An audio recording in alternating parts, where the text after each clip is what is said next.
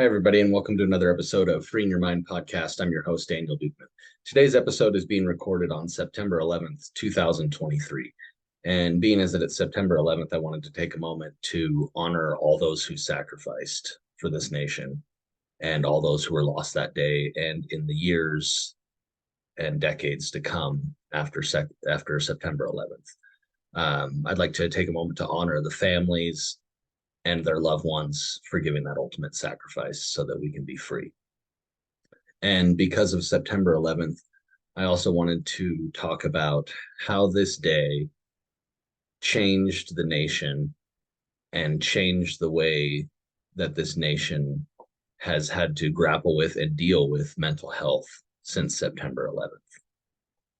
I believe that September 11th profoundly affected the trajectory of mental health in this nation, not only amongst our armed forces and our veterans, but also amongst law enforcement and first responders across the board. Just to go into a few statistics, just really quickly, just to scratch the surface. When in 2005, the suicide rate per 100,000 was 25.5 amongst veterans. Today, we're at 45.9 suicides per 100,000 veterans. We've we're almost doubled. And those numbers were not seen in that effect. Pre 9/11, they were nothing like that.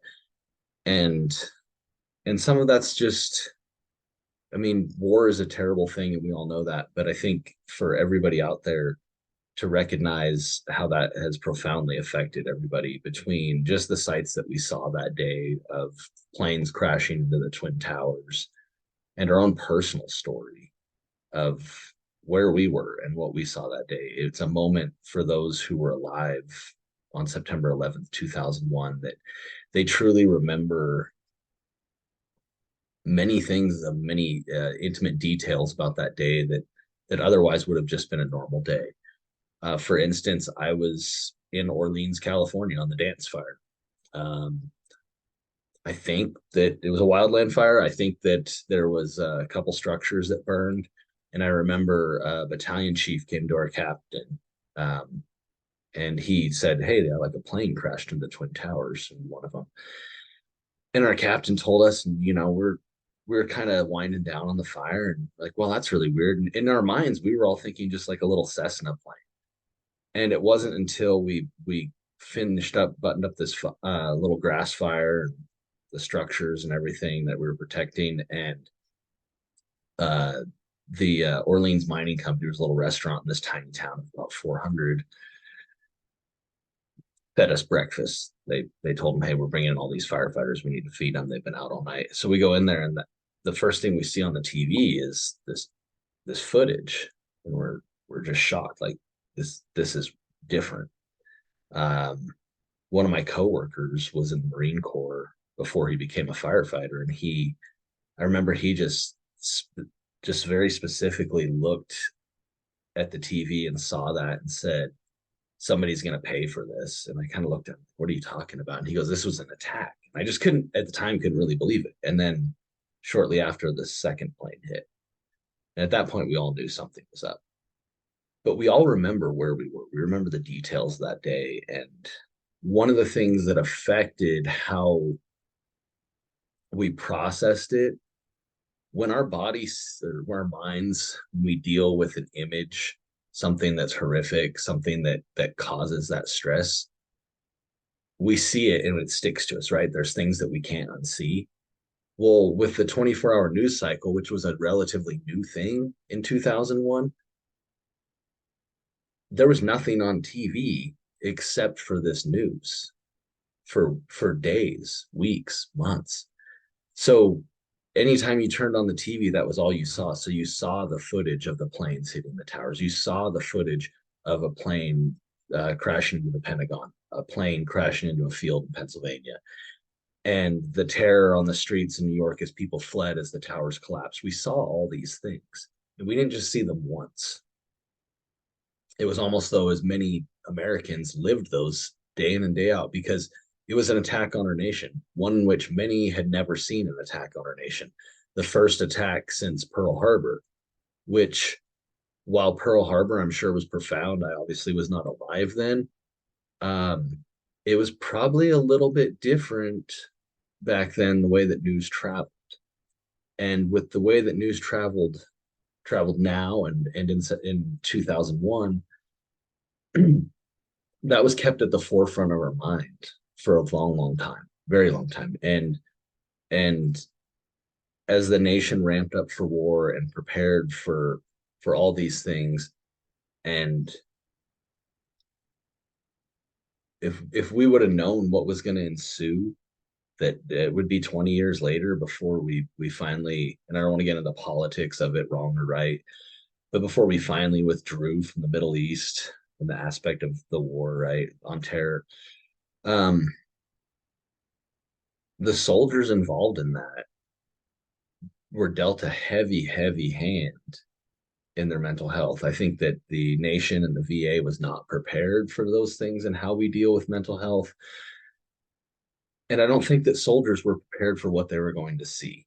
I don't know that anybody, I've never been in war. I'm not in the military, but I don't know that anybody can really truly ever be prepared for what they'll see in war, because I know enough to know that war is an ugly thing. I've talked to enough veterans and close friends to know that war is awful. And much like in the fire service and in law enforcement, we see awful things. And it's very hard to prepare us for those things. But the veterans saw a lot.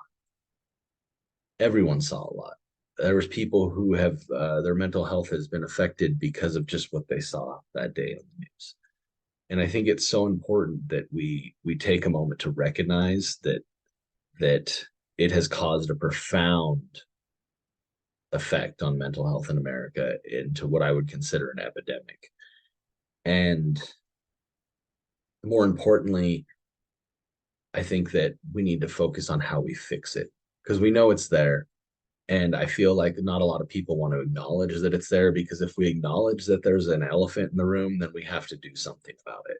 So it's easier to keep the blinders on or look away and avert our stare and not acknowledge that it exists. Personally, I know it exists. I've dealt with PTSD. That day profoundly affected um, myself and many of my coworkers. In fact, everybody. We were all called back on duty, and we were held in a staffing pattern for I don't even know how long, because there was all these rumors and alleged threats of things happening. And at the time, who knew really, because everything was in such chaos. But we were stuck at work because our nation was under attack. And that's the part that I can speak from, because that was what I lived. And I remember when we finally did, they released us from that staffing pattern and finally allowed us to return home to our families and to normal life. One of the first things we did was we all gathered. It was every fire department in the county, and we had a memorial at the fairgrounds. I was 18 years old, just about to turn 19. That was a pretty profound thing to recognize that over 300 firefighters had lost their lives, and many law enforcement officers, and countless numbers of lives that had been lost when the Twin Towers fell. And uh, planes full of innocent people who never got to return home to their loved ones. But to spend time, it was a stoic thing, and to go to this memorial, it was surreal. Like I couldn't believe that it was happening, but profoundly knew that it would affect my life and the lives of everyone in this nation for forever. And that was just a young kid's point of view, and what he saw and how I dealt with it. And then in comes we're going to invade Afghanistan and Iraq, and suddenly I mean, we were just kids. We were 18, 19-year olds, legally adults, but really still just fresh out of high school, seeing a lot of my friends that enlisted, and God bless them. I highly admire them for choosing that path, that had enlisted in the military and went to war. And I don't know that any of them came back whole. In some way, they all came back different for sure. And some of that's just you're growing up. Some of it's just experiencing horrible things and figuring out how to deal with it. Some of them returned with injuries that are permanent. And I think it's important as a nation that we always honor those sacrifices, that we honor all of our veterans and first responders sacrifices. But I look at the veterans and I just always just I'm so grateful for what they do and what they have done. And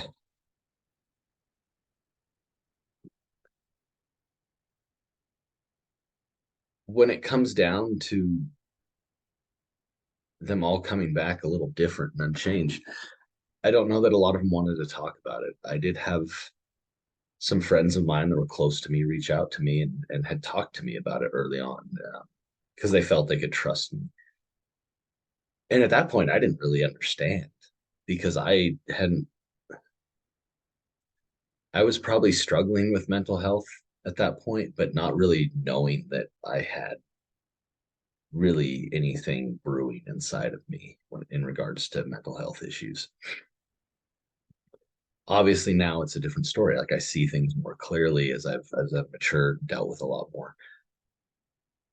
And I think it's important now that it's just known that anyone out there who is still struggling with these scars, with these battle wounds, the mental ones, there's help. Reach out. I'm happy to help. There is so many wonderful treatments out there now, and the VA is starting to pick some of them up, but there's also so many resources. And that's one of the things that has been an integral part of this podcast is that I have built a network of resources within this podcast. Many people who have been on this podcast and many that have not, that are supporters and are always willing to help. They just need to be put in contact with those who need the help, but they're waiting. Because I think part of this nation remembering September 11th is healing from it. And there's a lot of healing that needs to happen in regards to our mental health, where we need to accept that it's there and accept that we can see the elephant in the room. We acknowledge its existence and that we're going to do something about it, and that we're going to take the elephant and just get it out of the damn room. We're going to break it down piece by piece and solve the problem. And it's a doable thing. I know from someone who has suffered greatly from PTSD and mental health troubles that it takes time and it's a process, but you're not alone in the process. And there is so much help and resources out there. The first step is choosing to do something about the problem. And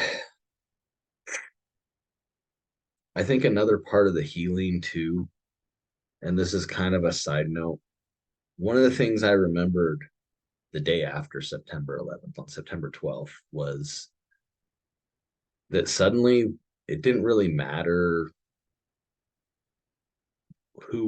what crowds we ran with, what our political beliefs were, our religious beliefs. None of that mattered. The only thing that mattered was we all knew we were American. And I think in this nation, we're still all Americans, regardless of our race, religion, sexual orientation, political belief, anything. We all live under the United States of America flag. We're all Americans. And I think a huge part of our healing is recognizing that. It's the only time in my life where I've seen absolute kindness and love from complete strangers everywhere. I've seen it isolated little events, but everyone you came across wanted to talk and wanted to just see if everyone was doing okay and just tell strangers that they love them and just serve one another and be Americans. Because at the end of the day, that's the true moral fabric of the country, is that we're all good people and we're all united under a belief in freedom. And certainly our definition of that may vary person to person, but at the end of the day, we all know that we're free to have our own thoughts and our own actions, but we're also free to lead with love, compassion, kindness. So we should always strive to do that. And in leading with love, compassion, and kindness, we should always strive to help one another, which is why I do what I do. This is why I seek to help people with mental health, because it's something that I can experience, that I can relate to people that are dealing with it because I've dealt with it. And I very much stay in my lane with it. I'm not going to tell you I can do something that I can't do. But the things that I can do, I can help you develop a plan for treatment. We can discuss different options that are available out there because I've tried a ton of them. I continue to try new ones just so I can speak from a place of experience. I can put you in contact with people who resonate with you maybe more than I do. Maybe you're a military veteran and you'd rather talk to about this with a military veteran because let's be honest, I've never been to war. They have. And maybe that's going to help you to work through some things because you relate better to them. That's fine. I can set you up with those people. That's no problem. They're in my group.